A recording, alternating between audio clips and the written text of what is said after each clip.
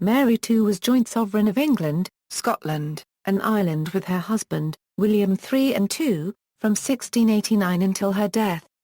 William and Mary, both Protestants, became king and queen regnant, respectively, following the Glorious Revolution, which resulted in the deposition of her Roman Catholic father, James II and VII. William became sole ruler upon her death in 1694. Popular histories usually refer to their joint reign as that of William and Mary. Mary wielded less power than William when he was in England, ceding most of her authority to him, though he heavily relied on her.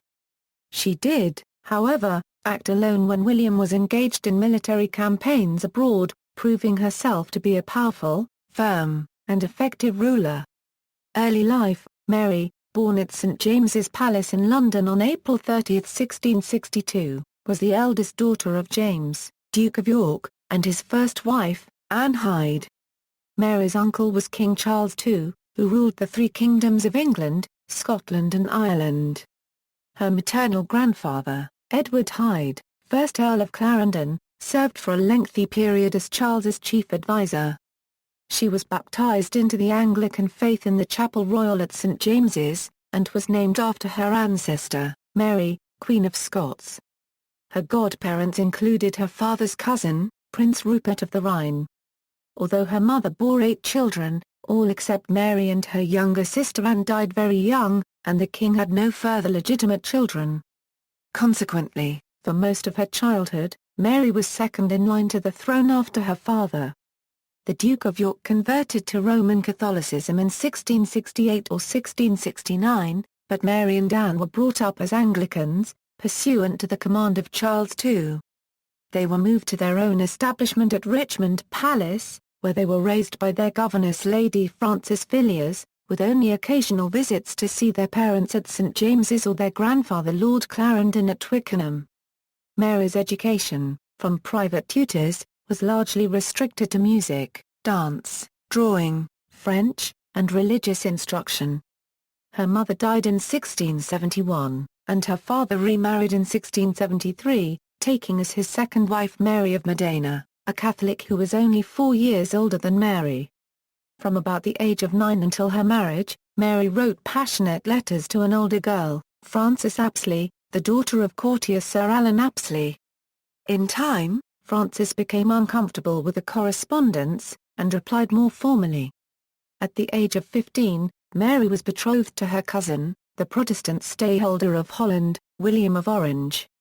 William was the son of the king's late sister, Mary, Princess Royal, and thus fourth in the line of succession after James, Mary, and Anne.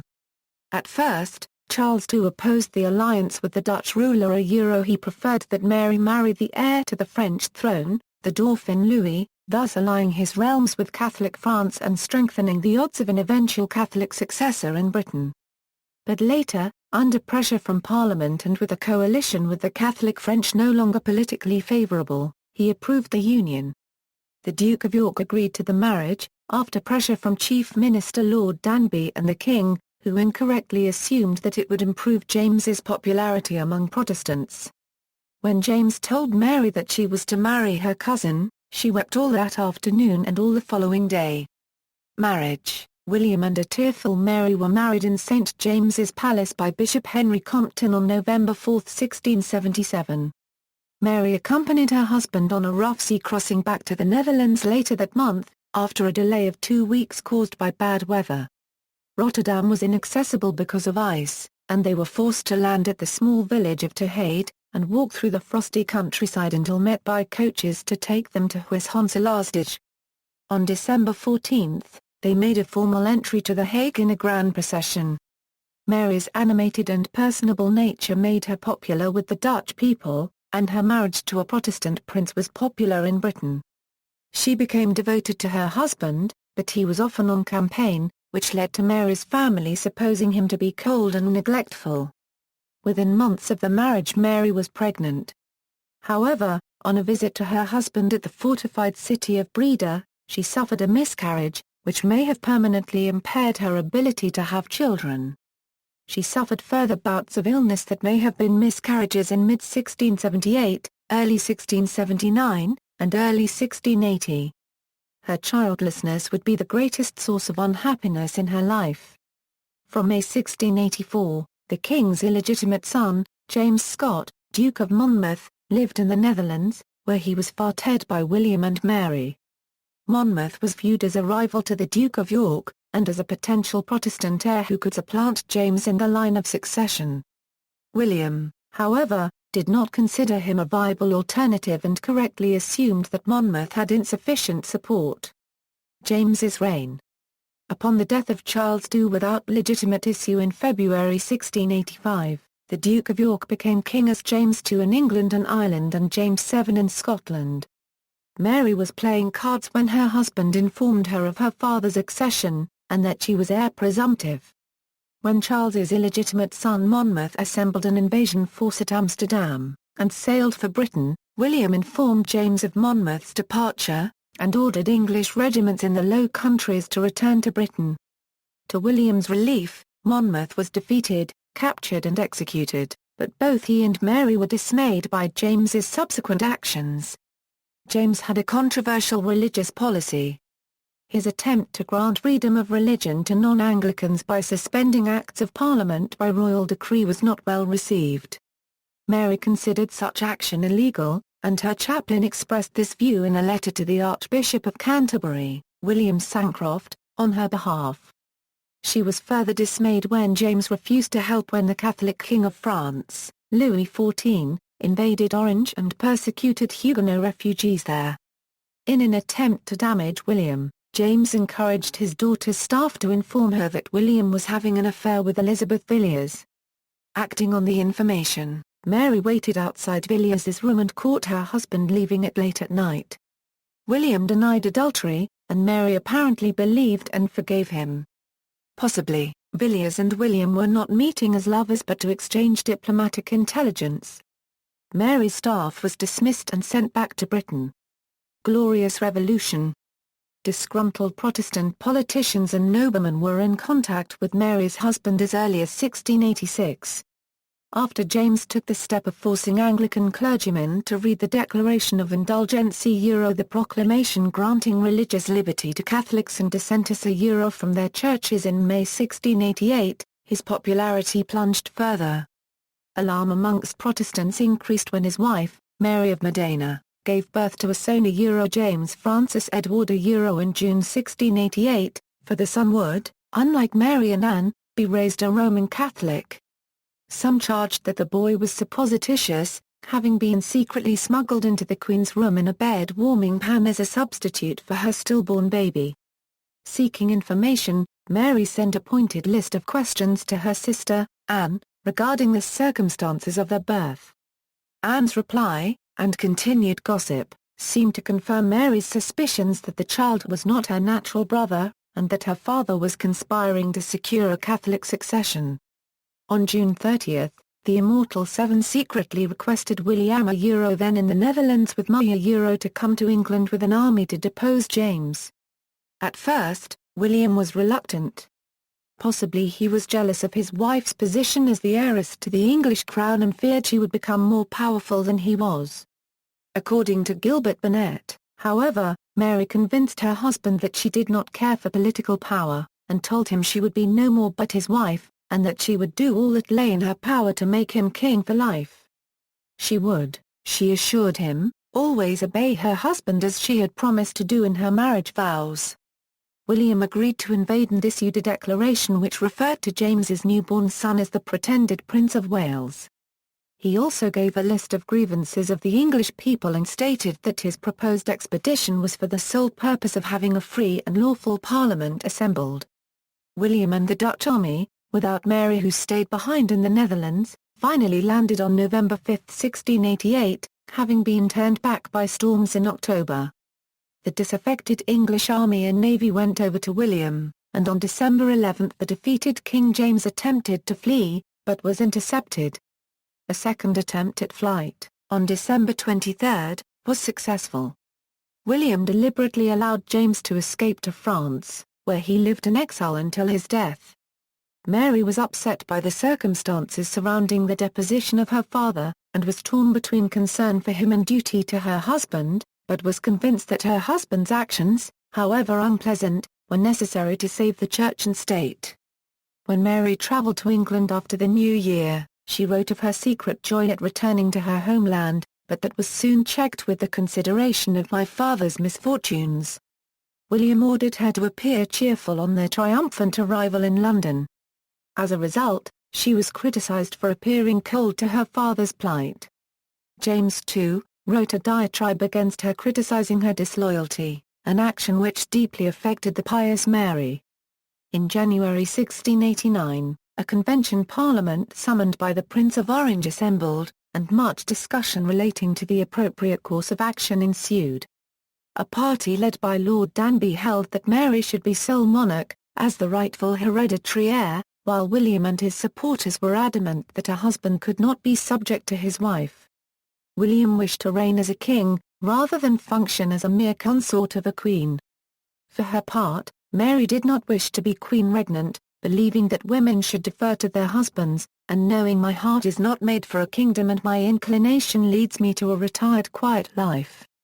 On February 13, 1689, Parliament passed the Declaration of Right, in which it deemed that James, by attempting to flee on December 11, 1688, had abdicated the government of the realm, and that the throne had thereby become vacant. Parliament offered the crown not to James's eldest son, James Francis Edward, but to William and Mary as joint sovereigns. The only precedent for a joint monarchy dated from the 16th century, when Queen Mary I married Philip of Spain. It was agreed that the latter would take the title of king, but only during his wife's lifetime, and restrictions were placed on his power. William, however, would be king even after his wife's death, and the sole and full exercise of the regal power would be executed by the said Prince of Orange in the names of the said prince and princess during their joint lives. The declaration was later extended to exclude not only James and his heirs from the throne, but all Catholics, since it hath been found by experience that it is inconsistent with the safety and welfare of this Protestant kingdom to be governed by a papist prince.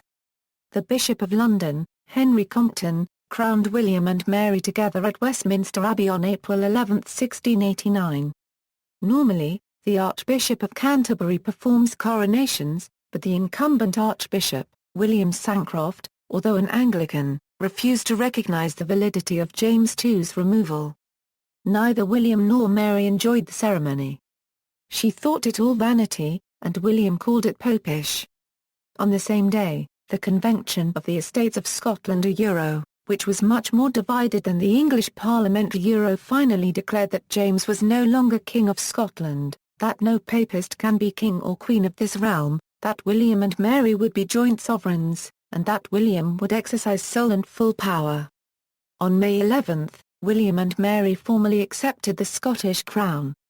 Even after the declaration, there was still substantial support for James in Scotland. Viscount Dundee raised an army in the Scottish Highlands that won a convincing victory at Killiecrankie on July 27. The huge losses suffered by Dundee's troops, however, coupled with his fatal wounding at the start of the battle, served to remove the only effective resistance to William, and the uprising was quickly crushed, suffering a resounding defeat the next month at the Battle of Dunkeld. Reign. In December 1689, Parliament passed one of the most important constitutional documents in English history, the Bill of Rights. This Mea Euro, which restated and confirmed many provisions of the earlier Declaration of Right Euro, established restrictions on the royal prerogative. It declared, amongst other things, that the sovereign could not suspend laws passed by Parliament, levy taxes without parliamentary consent, infringe the right to petition, raise a standing army during peacetime without parliamentary consent, deny the right to bear arms to Protestant subjects, unduly interfere with parliamentary elections, punish members of either House of Parliament for anything said during debates, require excessive bail, or inflict cruel or unusual punishments. The Bill of Rights also confirmed the succession to the throne. Following the death of either William III or Mary II, the other was to continue to reign. Next in the line of succession would be any children of the couple, to be followed by Mary's sister Anne and her children. Last in the line of succession stood any children William III might have had from any subsequent marriage. From 1690 onwards, William was often absent from England on campaign, each year generally from the spring until the autumn. In 1690, he fought Jacobites in Ireland, and whilst her husband was away, Mary administered the government of the realm with the advice of a 9-member cabinet council. She was not keen to assume power and felt deprived of all that was dear to me in the person of my husband, left among those that were perfect strangers to me, my sister of a humour so reserved that I could have little comfort from her. Anne had quarrelled with William and Mary over money, and the relationship between the two sisters had soured. William had crushed the Irish Jacobites by 1692, but he continued with campaigns abroad in order to wage war against France and the Netherlands. When her husband was away, Mary acted on her own if his advice was not available. Whilst he was in England, Mary completely refrained from interfering in political matters, as had been agreed in the Declaration and Bill of Rights, and as she preferred. She proved a firm ruler, ordering the arrest of her own uncle, Henry Hyde, 2nd Earl of Clarendon, for plotting to restore James II to the throne. In January 1692, the influential John Churchill, 1st Earl of Marlborough, was dismissed on similar charges. The dismissal somewhat diminished her popularity and further harmed her relationship with her sister Anne. Anne appeared at court with Sarah, obviously supporting the disgraced Churchill, which led to Mary angrily demanding that Anne dismiss Sarah and vacate her lodgings. Mary fell ill with a fever in April, and missed Sunday church service for the first time in 12 years. She also failed to visit Anne, who was suffering a difficult labour. After Mary's recovery and the death of Anne's baby soon after it was born, Mary did visit her sister, but chose the opportunity to berate Anne for her friendship with Sarah. The sisters never saw each other again. Marlborough was arrested and imprisoned, but then released after his accuser was revealed to be an impostor. Mary recorded in her journal that the breach between the sisters was a punishment from God for the irregularity of the revolution. She was extremely devout, and attended prayers at least twice a day. Many of her proclamations focus on combating licentiousness, insobriety and vice. She often participated in the affairs of the church. All matters of ecclesiastical patronage passed through her hands. On the death of Archbishop of Canterbury John Tillotson in December 1694, Mary was keen to appoint Bishop of Worcester Edward Stillingfleet to the vacancy, but William overruled her and the post went to Bishop of Lincoln Thomas Tennyson. Mary was tall and apparently fit. She would regularly walk between her palaces at Whitehall and Kensington. In late 1694, however, she contracted smallpox. She sent away anyone who had not previously had the disease, to prevent the spread of infection. Anne, who was once again pregnant, sent Mary a letter saying she would run any risk to see her sister again, but the offer was declined by Mary's groom of the stole, the Countess of Derby. Mary died at Kensington Palace shortly after midnight on the morning of December 28. William, who had grown increasingly to rely on Mary, was devastated by her death, and told Burnet that from being the happiest he was now going to be the miserablest creature on earth. While the Jacobites considered her death divine retribution for breaking the fifth commandment, she was widely mourned in Britain. During a cold winter, in which the Thames froze, her embalmed body lay in state in Banqueting House, Whitehall. On March 5, she was buried at Westminster Abbey. Her funeral service was the first of any royal attended by all the members of both Houses of Parliament. For the ceremony, composer Henry Purcell wrote music for the funeral of Queen Mary. Legacy. Mary endowed the College of William and Mary in 1693, supported Thomas Bray, who founded the Society for Promoting Christian Knowledge, and was instrumental in the foundation of the Royal Hospital for Seamen, Greenwich, after the Anglo-Dutch victory at the Battle of La Hogue. She is credited with influencing garden design at Het Loo and Hampton Court palaces, and with popularizing blue and white porcelain and the keeping of goldfish as pets. Mary was depicted by Jacobites as an unfaithful daughter who destroyed her father for her own and her husband's gain. In the early years of their reign, she was often seen as completely under the spell of her husband, but after she had temporarily governed alone during his absences abroad, she was portrayed as capable and confident. Young Tate's A Present for the Ladies compared her to Queen Elizabeth I. Her modesty and diffidence were praised in works such as A Dialogue Concerning Women by William Walsh, which compared her to Cincinnatus, the Roman general who took on a great task when called to do so, but then willingly abandoned power. A week before her death, Mary went through her papers, weeding out some which were burnt, but her journal survives, as do her letters to William and to Francis Apsley. The Jacobites lambasted her, but the assessment of her character that came down to posterity was largely the vision of Mary as a dutiful, submissive wife, who assumed power reluctantly, exercised it with considerable ability when necessary, and willingly deferred it to her husband. In film and television, Mary is portrayed by Lisa Danieli in the 1969 miniseries The First Churchills, Sarah Crowden in the 1992 film Orlando, Rebecca Front in the 1995 film England, My England, Victoria Wood in the 2005 film The League of Gentlemen's Apocalypse. Title, Styles, Honours and Arms, Titles and Styles, April 30, 1662 February 13, 1689, Her Highness the Lady Mary, November 4, 1677 February 13, 1689, Her Highness the Princess of Orange. February 13, 1689 December 28, 1694, Her Majesty the Queen, the joint style of William III and Mary II was William and Mary, by the grace of God, King and Queen of England, France and Ireland, defenders of the faith, etc., when they ascended the throne. From April 11, 1689 when the Estates of Scotland recognised them as sovereigns the royal couple used the style William and Mary, by the grace of God, King and Queen of England, Scotland, France and Ireland, defenders of the faith, etc. Arms. The coat of arms used by the King and Queen were, quarterly, iron 4 grand quarterly, azure 3 fleur de lis or and gules 3 lions passant gardant in pale or 2 or a lion rampant within a double treasure flory counter flory gules. 3 azure harp or stringed argent. Overall an escutcheon azure belletti a lion rampant or. Ancestry, family tree. Notes. References, Van der Kist, John William and Mary. Stroud, Gloucestershire, Sutton Publishing.